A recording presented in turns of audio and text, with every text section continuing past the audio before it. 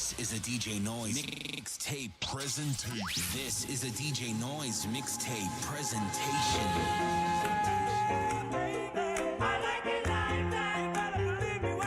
Hola amigos y amigas, sean bienvenidos a la tercera transmisión del Sendero del Derecho, en donde nos acompañan nuestros compañeros Gerardo, Lisette, Jonathan, Heidi y un servidor Ociel, estudiantes del Instituto Tecnológico de Tehuacán. En el capítulo de hoy abordaremos el tema del patrimonio. En dicho tema les hablaremos sobre su concepto, integración del patrimonio, cosas, bienes y derechos, concepto y características, clasificación de bienes, derechos personales, concepto de las obligaciones, sus elementos, fuentes, modalidades, transmisión, efecto y extinción de las mismas. Así que si están listos, comencemos. Hola, muy buenos días. Bienvenidos a un capítulo más del Sendero del Derecho. Esta vez hablaremos acerca del patrimonio. Pero, ¿qué es el patrimonio? La palabra patrimonio en el derecho se refiere a un conjunto de relaciones jurídicas pertenecientes a una persona que tiene una utilidad económica y que por ello son susceptibles de estimación pecuniaria y cuya relación jurídica están constituidas por deberes y derechos vinculados a una persona, ya sea física o moral. En un sentido económico, el patrimonio de una persona o empresa está formado por propiedades como lo son vehículos, maquinaria, dinero en efectivo, valores, etc. O bien, el patrimonio se refiere al conjunto de bienes que adquiere una persona por medio de un título de propiedad correspondiente. En el ámbito del derecho, el concepto de patrimonio adquiere una gran importancia, sobre todo en materia del derecho civil y en relación a las instituciones del derecho privado. Si bien es definido como el conjunto de bienes y obligaciones pertenecientes a una persona natural o jurídica que son susceptibles a ser valorados económicamente. En este sentido, el patrimonio se puede dividir en dos, en patrimonio activo y patrimonio pasivo. El patrimonio activo es aquel que está constituido por el conjunto de los bienes y derechos que son propiedad de una empresa, institución o individuo, mientras que el patrimonio pasivo supone las obligaciones, deudas y cargos de las personas. Desde el punto de vista conceptual, puede concebirse como la sumatoria de todos los bienes físicos, sino también como los derechos que pueden ser ejercidos por una persona o entidad. Para entender un poco más acerca de este tema, nuestro compañero Uciel nos ilustrará. Posteriormente del concepto que nos acaba de brindar nuestra compañera Heidi del patrimonio, es hora de hablar de la integración del patrimonio. Como ya se mencionó, es un conjunto de bienes, derechos y obligaciones que posee una persona o entidad del Estado, conforme al artículo 764 del Código Civil. Los bienes son de dominio del poder público o de propiedad de los particulares. Son de dominio del poder público los que pertenecen a la Federación, estados o los municipios. Esto se encuentra situado en el artículo 765 del Código Civil. Este tipo de bienes se dividen en tres categorías. Inciso A, de uso común. Inciso B, destinados a un servicio público. E inciso C, propios. Son bienes de propiedad de los particulares, todas las cosas cuyo dominio les pertenece conforme a la ley. Esto se halla en el artículo 772 del Código Civil. El patrimonio a su vez se encuentra integrado por tres elementos. Número 1. Su composición como conjunto unitario de derechos y obligaciones, entendida como la concurrencia en bloque y simultáneos de derechos y obligaciones conectados, unidos entre sí por algún elemento de hecho o de derecho afectados a un fin determinado, para que conceptualmente se entienda la existencia de un patrimonio jurídico. Número 2. Su significación económica y pecuniaria, ya que solo las relaciones jurídicas de carácter pecuniaria, derechos reales, derechos de crédito, forman el contenido del patrimonio, es decir, relaciones jurídicas valorables en dinero, porque el derecho patrimonial siempre está referido a un bien valorable en una cantidad determinada. Número 3. Su atribución a un titular como centro de sus relaciones jurídicas, porque para que existan derechos y obligaciones debe existir un titular de ellos, algo o alguien que en su universo propio que las detente sea persona natural o jurídica, Si se tiene el derecho, es acreedor o titular potestativo de un crédito. Este es una posición activa. Por el contrario, si se tiene la obligación o el deber, se es deudor y se está en una posición pasiva. Se integra por el conjunto de bienes, derechos y obligaciones de las personas que pueden ser valorizados en dinero. El conjunto de bienes y derechos forman al activo, mientras que el conjunto de obligaciones o deudas recibe el nombre de pasivo. En el artículo 723 del Código Civil son objetos del patrimonio de la familia, fracción 1, la casa habitación de la familia, fracción 2, en algunos casos una parcela cultivable. La constitución del patrimonio de la familia no hace pensar a la propiedad de los bienes que a él quedan afectados del que los constituye a los miembros de una familia beneficiaria. Estos solo tienen derecho de habitar la casa y de aprovechar los frutos de la parcela. Afecta al patrimonio de la familia el cónyuge del que lo constituye y las personas a quienes tiene obligación de dar alimentos. Ese derecho es intransmutable. Los beneficiarios de los bienes afectados el patrimonio de la familia serán representados en sus relaciones con terceros, en todo al que el patrimonio se refiere, por el que lo constituyó y en su defecto por el nombre de la mayoría. El representante tendrá también la administración de dichos bienes. Por otra parte, en el artículo 727, los bienes afectados al patrimonio de la familia son inalienables y no están sujetos a embargos ni gravamen alguno. Solo pueden constituirse el patrimonio de la familia con bienes, sitios en el lugar en que está domiciliado el que lo constituya. Cada familia solo puede constituir un patrimonio. Los que se constituyan subsistiendo el primero no producirán efectos legales alguno. En el artículo 731, el miembro de la familia que quiere construir el patrimonio lo manifestará por escrito al juez de su domicilio designado con toda precisión, de manera que puedan ser inscritos en el registro público los bienes que van a quedar afectados. Además, comprobará lo siguiente: fracción 1, que es mayor de edad o que está emancipado. Fracción 2, que está domiciliado en el lugar donde se quiere construir el patrimonio. Fracción 3, la existencia de la familia a cuyo favor se va a construir el patrimonio. La comprobación de los vínculos familiares se hará con las copias certificadas de las actas de registro civil. Fracción 4, que son propiedad de los constituyentes los bienes destinados al patrimonio del que no reportan gravámenes fuera de los servidumbres. Fracción 5, que el valor de los bienes que va a construir el patrimonio no exceda de lo fijado en el artículo 730. Artículo 735.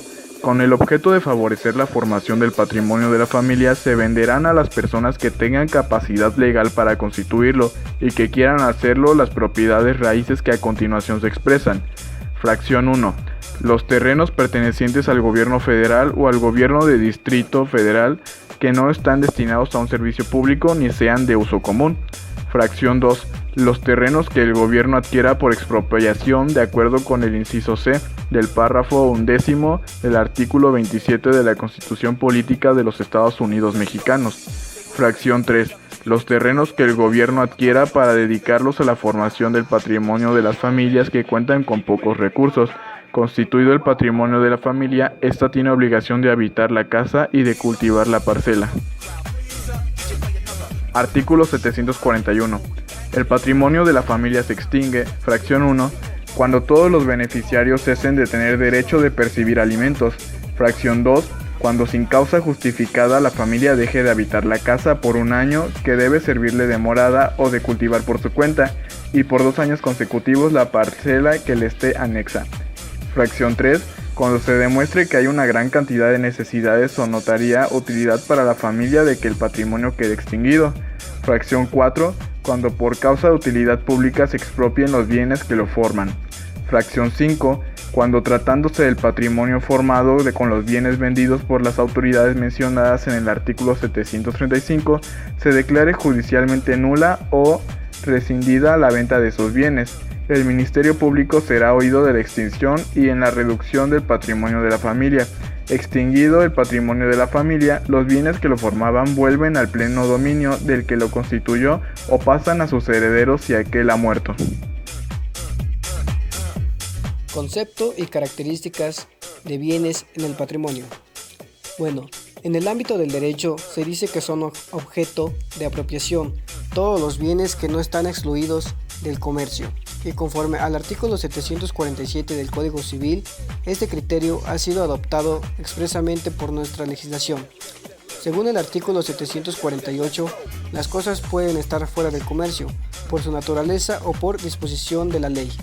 Y de acuerdo con el artículo 749, están fuera de comercio, por su naturaleza, las que no pueden ser poseídas por algún individuo exclusivamente y por disposición de la ley, las que ella declare irreductibles a propiedad particular. En las nociones generales trataremos sucesivamente del concepto jurídico y económico de los bienes y de los distintos criterios propuestos para su clasificación. Inciso A. Bien, en sentido jurídico y en sentido económico, desde un punto de vista jurídico, la ley entiende por bien todo aquello que puede ser objeto de apropiación. Este significado es distinto del económico, pues en este sentido, bien es todo aquello que puede ser útil al hombre. Por tanto, aquellos bienes que no pueden ser objeto de apropiación, aun cuando sean útiles al hombre, no le serán desde el punto de vista jurídico. En la naturaleza existen gran cantidad de bienes que no pueden ser objeto de apropiación, tales como el aire, el mar, los astros, etc. Inciso B. Criterios de la clasificación de los bienes. En el derecho se hacen distintas clasificaciones de los bienes. En realidad le importan al derecho desde el punto de vista de su clasificación, solo para fijar ciertas reglas que, tomando en consideración la naturaleza de los mismos, organiza a estos con modalidades jurídicas distintas. Las clasificaciones que tanto en la doctrina como en la legislación se han hecho de los bienes son de dos clases fundamentales. 1. Las relativas a las cosas o bienes corporales y 2. Las relativas a los bienes en general, abarcando tanto las cosas o bienes corporales como los incorporales o derechos. Bueno, los bienes corporales se clasifican desde tres puntos de vista. 1. Fungibles y no fungibles. Son bienes fungibles aquellos que tienen un mismo poder liberatorio, es decir, que sirven como instrumento de pago con un mismo valor y que por lo tanto pueden ser reemplazados en el cumplimiento de las obligaciones. Y las no fungibles son aquellas cuyas características específicas o individuales que no se pueden volver a hacer, de modo que no se pueden reemplazar o ser sustituidas. 2. Consumibles por el primer uso y no consumibles. Bueno, cosas consumibles por el primer uso son aquellas que se agotan en la primera ocasión que son usadas. Y las cosas no consumibles son aquellas que permiten un uso reiterado y constante. 3. Bienes con dueño cierto, conocido, y bienes sin dueño, abandonados o de dueño ignorado. La última clasificación de las cosas distingue los bienes de dueño cierto y conocido de los bienes sin dueño, abandonados o cuyo dueño se ignora. En nuestro código vigente se establecen subdivisiones según que se trate de bienes muebles o inmuebles. Los muebles abandonados o perdidos se llaman monstrecos. Los inmuebles cuyo dueño se ignora se denominan vacantes. Yo les voy a hablar acerca de la clasificación de los bienes. La categoría de los bienes se clasifica en dos: bienes muebles y bienes inmuebles. Los bienes muebles son aquellos que pueden ser trasladados de un lugar a otro sin alterar su naturaleza o calidad, por ejemplo joyas, dinero, vehículos, etc. Mientras que los bienes inmuebles son aquellos que no pueden moverse del lugar en el que están, por ejemplo viviendas, locales y tierras. De todas las clasificaciones que se hacen en el derecho, esta es la que tiene mayor importancia. Una vez dada la definición de estas dos clasificaciones, pasaremos a ver qué se entiende por bienes muebles e inmuebles y cuántas clases existen. En el derecho moderno, los bienes son inmuebles no solo por su naturaleza, sino también por su destino o por el objeto al cual se aplican. Esto quiere decir que no se toma exclusivamente como criterio la fijeza o imposibilidad de traslación de la cosa de un lugar a otro para derivar ahí el carácter inmueble de un bien. De aquí surgen las tres categorías de inmuebles: inmuebles por su naturaleza, inmuebles por destino e inmuebles por el objeto al cual se aplican. Por otra parte, los bienes muebles se clasifican en muebles por su naturaleza, muebles por determinación de la ley y muebles por anticipación.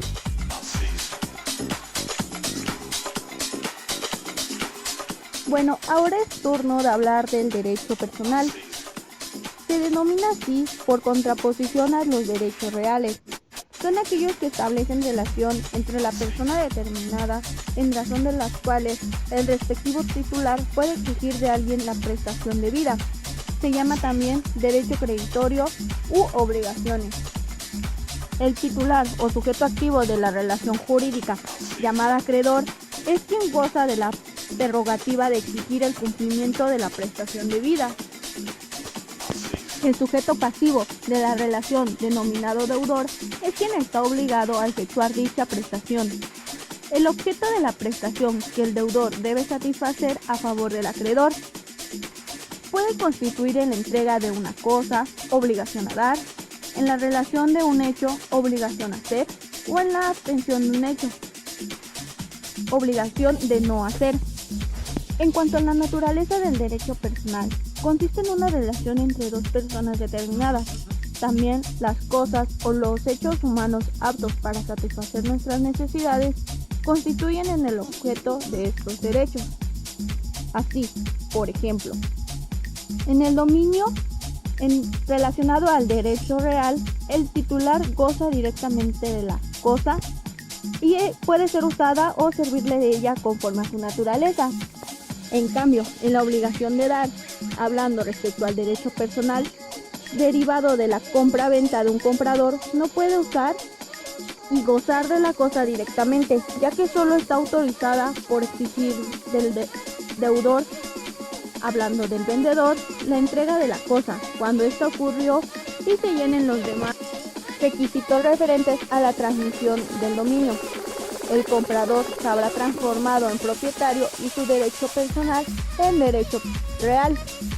Esto lo vemos muy claro cuando compramos a crédito. Aún no somos propietarios hasta que lo terminamos de pagar. Una vez que lo terminamos de pagar y que nos entregan los papeles correspondientes, podemos decir que somos propietarios y dueños legalmente de dicha cosa. Bueno, para entender más el tema, nuestro compañero Ociel nos explicará más acerca de esto y de las obligaciones. Concepto de las obligaciones.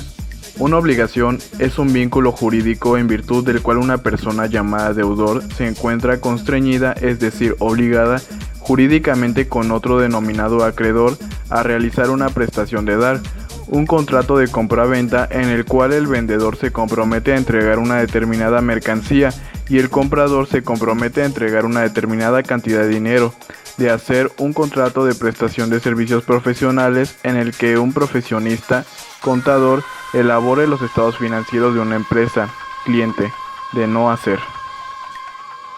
Es decir, es un contrato de arrendamiento en el cual en una de sus cláusulas el arrendador prohíbe al arrendatario tenga animales en el inmueble dado en arrendamiento. Como ya sabemos, las obligaciones tienen ciertos elementos. A continuación los vamos a explicar. El primer elemento es el sujeto, y este se clasifica en dos. Uno de ellos es el sujeto activo. Este es el acreedor, es decir, quien tiene la facultad de exigir el cumplimiento. El acreedor tiene un derecho personal que se encuentra en el activo de su patrimonio. Y el siguiente es el sujeto pasivo. Es el deudor, o sea, aquella persona que tiene la carga de cumplir la prestación convenida. Para el deudor existe un deber jurídico, que es la deuda, y ésta se encuentra en el pasivo de su patrimonio. El siguiente elemento es la prestación debida o deuda. En este caso, el objeto es lo que se debe y responde por lógica a la pregunta ¿qué se debe? Este debe ser jurídicamente posible. Un ejemplo sería el pago de una cantidad de dinero. El tercer elemento es la relación jurídica. Esto es el vínculo que se establece entre los sujetos que intervienen en la obligación. Esto quiere decir que el acreedor está facultado para acudir al juez con el objeto de hacer cumplir por parte del deudor la prestación. En resumen, es la facultad que tiene el acreedor de poder exigir al deudor que cumpla. Bien, vamos a continuar con los temas sobre las obligaciones. ¿Qué son las fuentes de las obligaciones? Las fuentes de las obligaciones son aquellos hechos jurídicos que dan origen a la obligación, es decir, los hechos jurídicos mediante los cuales dos personas se encuentran en la situación de deudor y acreedor, uno del otro. Solo pueden quedar obligados cuando ocurren los supuestos de hechos previstos en la ley, y son estos mismos ordenamientos jurídicos los que indican cuáles serán las fuentes de las obligaciones. El contrato, acto jurídico por excelencia, se realiza por la voluntad de las partes de dos o más personas, la cual, funcionando como ley suprema en él, tiene la virtud de generar obligaciones y derechos en la forma en que los contratantes quisieron hacerlo y en los términos mismos que aparezcan del contrato celebrado. En consecuencia, es característica esencial del contrato la existencia de un acuerdo de las voluntades que a él ocurren con una finalidad mutua. Otra de las formas que dan origen a una obligación es la declaración unilateral de la voluntad, que en esto vienen los casos que regulan el Código Civil. Esta fuente de obligaciones se basa en que origina por la sola voluntad del deudor y se encuentra regulada en los artículos del 1719 al 1739 del Código Civil del Estado y reglamenta 4 formas de declaración unilateral de la voluntad, como son: 1. La oferta al público. La oferta al público se encuentra regulada en el artículo 1719 del Código Civil, que dispone el hecho de ofrecer al público objetos en determinado precio. Obliga al dueño a sostener su ofrecimiento. Esta forma de declaración de voluntad obliga a la persona que ofrece en venta un objeto a cumplir con lo ofrecido, ya que para dicha obligación se origine. Basta la sola voluntad del oferente. 2. La promesa de recompensa. Se contempla en los artículos 1710 al 1725 del ordenamiento legal precitado, disponiendo el primero de los preceptos, el que por anuncios u ofrecimientos hechos al público se compromete a alguna prestación a favor de quien llene determinada condición o desempeñe cierto servicio, contrae la obligación de cumplir lo prometido. 3. La estipulación en favor de tercero. Esta obligación surge en el mismo momento en que se perfecciona el contrato en que se ha estipulado, por lo cual el tercero, a partir de dicho momento, tiene derecho de exigir del promitente el cumplimiento de lo estipulado en su favor. 4. Los títulos civiles a la orden o al portador. Estos documentos se consideran derogados por la Ley General de Títulos y Operaciones de Crédito de 1932. Modalidades de las obligaciones. Las modalidades de las obligaciones son hechos que alteran o modifican a la obligación, ya sea por complicaciones en los sujetos, en el tipo de prestación o en la forma en que nace o se extingue la obligación. De esta manera, existen los siguientes tipos de modalidades de la obligación. Obligaciones condicionales. Son aquellas cuya existencia o extinción dependen de un acontecimiento futuro e incierto. Obligaciones a plazo o término. Son aquellas en las que el nacimiento o extinción de la obligación está sujeto o condicionado a que se produzca un acontecimiento futuro, pero de realización cierta. Obligaciones conjuntivas. Son aquellas en las que el sujeto pasivo o deudor se obliga a realizar 2 o más prestaciones en favor del acreedor. Obligaciones alternativas. Son aquellas en las que el deudor se obliga a cumplir uno de los hechos o una de 2 cosas, como lo dispone el artículo 1963 del Código Civil. Obligaciones mancomunadas. son aquellas en las que existe una pluralidad de sujetos, ya sea sujetos pasivos o activos. En este tipo de obligaciones, la prestación se divide entre tantos pasivos haya como entre tantos activos haya. Obligación solidaria. En esta también hay pluralidad de sujetos, pero se distingue porque en esta obligación cualquiera de ellos puede ser requerido para cumplir con la totalidad de la obligación. Las modalidades de las obligaciones modifican a la obligación en relación con tres aspectos: la existencia de la obligación, la exigibilidad de la obligación y la complejidad de la obligación. Bien, ahora hablaremos de la transmisión de las obligaciones. Podemos decir que se efectúan a través de tres instituciones. ¿Y cuáles son estas? Bien, una de ellas es la cesión de derechos, otra es la cesión de deudas y por último la subrogación. Vamos a comentar más de esto. Se sabe que la cesión de derechos es el convenio por el cual un acreedor llamado cedente transmite voluntariamente sus derechos a un tercero. A este se le denomina cesionario, y contra el deudor es llamado cedido, quien llega a ser acreedor en lugar de aquel. En el artículo 1667 del Código Civil del Estado de Puebla señala que la transmisión, que es a un título particular, puede ser tanto onerosa como gratuita. Cabe recalcar que no se requiere el consentimiento del deudor para que exista cesión de derechos. Sin embargo, para que el cesionario pueda ejercitar sus derechos contra el deudor cedido, este debe tener conocimiento del acto de transmisión, por lo que se requiere notificación judicial o extrajudicial. Lo señala en el artículo 1678 del Código Civil de Puebla. Además, solo tiene derecho de pedir o realizar la notificación el acreedor que presente el título justificativo del crédito o el de la cesión cuando no se requiera el primero. Lo explica el artículo 1679 del Código Civil. Si se llega a extraviar el título, el acreedor tiene derecho a probar su existencia, siendo tanto la confesión como la resolución judicial respectiva a las que hagan las veces de título. En el artículo 1685 lo aclara.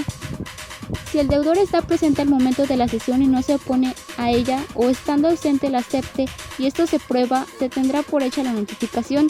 Está especificado dentro del artículo 1680 del Código Civil de Puebla. El efecto de la notificación trasciende el cumplimiento de la obligación, ya que, cuando no se ha efectuado, el deudor se libera y cumple al pagar el acreedor primitivo. En el artículo 1681 lo establece, y cuando ya se efectuó, solo cumple y se libera pagando al cesionario que le presente el título. Está en el artículo 1682.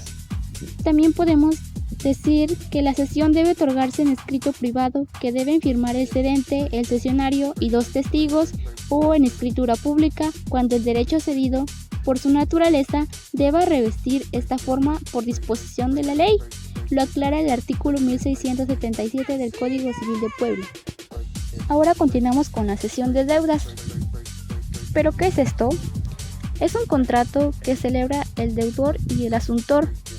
Destacamos que el asuntor es el tercero que asume la deuda ajena, por el cual esta última persona acepta hacerse cargo de la obligación del primero, y cuyo contrato es admitido tácticamente por el acreedor. Esta es una forma de transmitir las obligaciones. Tiene 4 características. La primera es el contrato de transmisión, la segunda el cambio de sujeto pasivo, que es reemplazado por otro. El tercero, subsiste la misma relación jurídica con la asunción de deuda, y la última sería que requiere el consentimiento táctico del acreedor.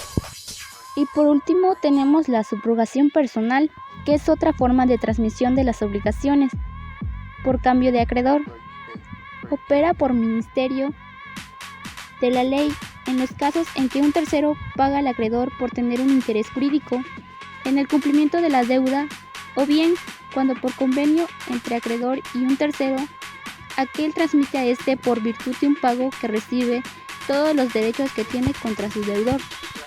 Intervienen 3 sujetos: el acreedor subrogante, que es sustituido por el tercero subrogado en virtud del pago que se le hace; el deudor en la obligación existente; y el tercero subrogado, que paga al acreedor subrogante y que lo sustituye. A partir de la definición que encontramos en el artículo 1730 del Código Civil de Puebla, se distinguen 2 tipos. Uno de ellos es la subrogación personal legal. Esta opera por ministerio de ley y sin necesidad de que sea declarada por los interesados. La última sería la subrogación personal convencional. En esta especie se transmiten las obligaciones por acuerdo celebrado entre el acreedor y un tercero, por virtud del cual éste adquiere de aquel, mediante un pago que se le hace, las acciones y privilegios existentes contra el deudor. Bueno, pues esto es todo. Vamos a continuar con lo demás. ¿En qué se definen los efectos de las obligaciones? Se definen como las consecuencias jurídicas que tienen su origen en la existencia y eficacia de la obligación. Cualquier acto jurídico genera obligaciones, bien sea unilateral o bilateralmente, frente a las dos partes de la relación jurídica. Los efectos que generan estas obligaciones dependen del tipo de obligación. Puede tratarse de la obligación de dar, de hacer o no hacer. Existen tres facultades, que son: 1. El derecho a reclamar un cumplimiento forzado de la obligación. 2. El derecho en segunda instancia para reclamar compensación económica por daños sufridos por el cumplimiento forzado. Y 3. El derecho a que los bienes del deudor queden sujetos al cumplimiento de la obligación. Distinción entre efectos de obligaciones y efectos de contratos. Legalmente no se pueden asimilar los efectos de un contrato con los efectos de una obligación. Son efectos de un contrato las obligaciones que emanan del contrato mismo. El causante de la obligación es el contrato en sí. Por el contrario, los efectos de las obligaciones se refieren precisamente a los efectos de estas sobre el deudor que tiene la obligación de cumplirla. Con esta finalidad, la legislación dota al acreedor de derechos que le garantizan su cumplimiento. ¿Cuáles son los efectos de las obligaciones sobre el acreedor? Bueno, el derecho establece herramientas y procesos para poder salvaguardar al acreedor, donde existen 4 formas de proteger los derechos del acreedor sobre la deuda, que son: tutela satisfactiva. El acreedor tiene el derecho a que se cumpla su obligación de manera satisfactoria. Puede conseguirse por cumplimiento voluntario o también puede ser satisfecha la obligación mediante el pago o cumplimiento por parte de un tercero. Tutela conservatoria comprende varios aspectos. Por una parte, garantizar el derecho de crédito. Por otra parte, proteger el patrimonio del deudor. De esta forma abarca todas las gestiones que garanticen al acreedor la protección preventiva, como por ejemplo un reconocimiento de deuda. Otra, tutela resolutoria. Cuando los contratos producen obligaciones en ambas partes, parece que se asume el derecho de resolver el contrato por parte de quien no lo ha cumplido, frente al que ha incumplido el mismo. Y la última, tutela resarcitoria. Son efectos de protección en cuanto a la prevención y indemnización por prejuicios y reparación originados en el incumplimiento de la obligación. Efectos de las obligaciones con relación al deudor. El deudor tiene un papel no demasiado activo en la relación obligacional. Eso sí, tiene determinados derechos como derechos anteriores al cumplimiento. 2. Derechos en el momento de cumplir la obligación. 3. Derecho efectuado al cumplimiento. 4. Derechos posteriores al cumplimiento. 5. Derecho a rechazar las acciones del acreedor cuando la obligación ha terminado o ha cambiado legalmente. Extinción de las obligaciones. Conforme al artículo 156 del Código Civil, las obligaciones se pueden extinguir por el pago o cumplimiento, por la pérdida de la cosa debida, por la connotación de la deuda, por la confusión de derechos de acreedor y deudor, por la compensación y por la novación. De entre todas ellas, la más importante o frecuente es el cumplimiento de pago. El pago es un acto jurídico consensual que consiste en el cumplimiento de una obligación, de dar, de hacer o de no hacer, que se ejecuta con la intención de extinguir una deuda preexistente. Existen otras formas de extinción de la ley. Una de ellas es la consignación. Esta ocurre cuando el acreedor se rehúsa a recibir la prestación que se le adeuda o a dar el documento justificativo de pago. Otra de ellas es la confusión, la cual se daría en la circunstancia de que en una misma persona se reúnan las calidades de acreedor y deudor. Igualmente existe la novación. El artículo 2213 del Código Civil establece que hay novación de contrato cuando las partes en él interesadas lo alteran sustancialmente, constituyendo una obligación nueva a la antigua.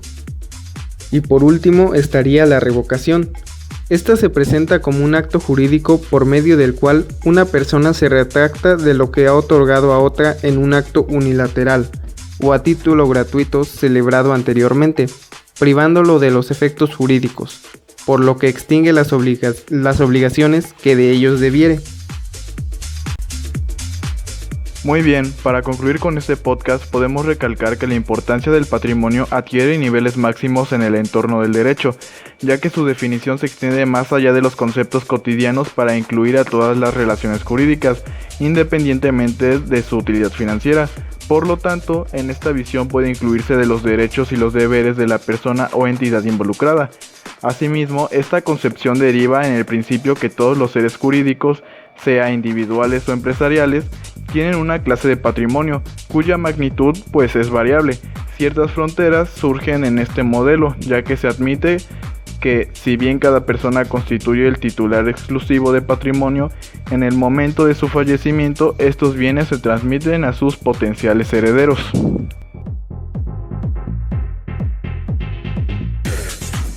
Así que esto ha sido todo por hoy, amigos y amigas. Les agradecemos mucho por habernos acompañado hasta el final y los esperamos en la próxima transmisión. El Sendero del Derecho les desea una próspera y excelente semana. Hasta la próxima.